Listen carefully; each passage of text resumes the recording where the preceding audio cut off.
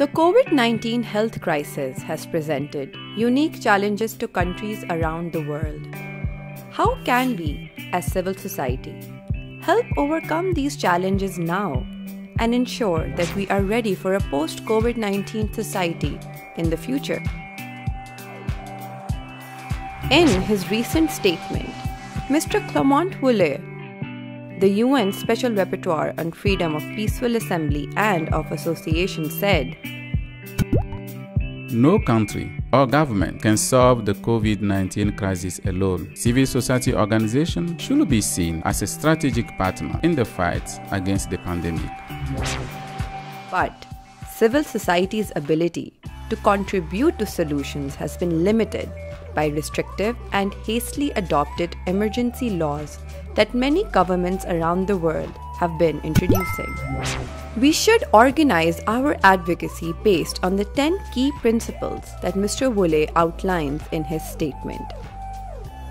To ensure governments are living up to their human rights obligations during pandemics. Here are some of them. Ensuring that new legal measures respect human rights. We must ensure that any emergency laws and regulations passed during public health emergencies fully respect our human rights.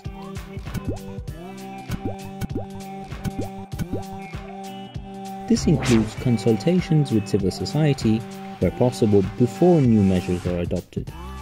Any limitations on rights imposed must be in accordance with the principles of legality, necessity, and proportionality. This public health emergency should not be used as a pretext for infringement of rights. This crisis should not be used as a pretext to suppress rights, such as the rights to freedoms of peaceful assembly and of association, which we use to claim our rights. Any limitations imposed by governments during this time should be removed after the public health emergency ends. Ensuring inclusive participation and the continuation of democratic processes. Active citizenship is key in times of crisis. Therefore, civil society organizations should be allowed to continue their work and provide social and humanitarian support to vulnerable communities. Democracy shall survive the crisis, and the public should not be set aside in the decision-making processes.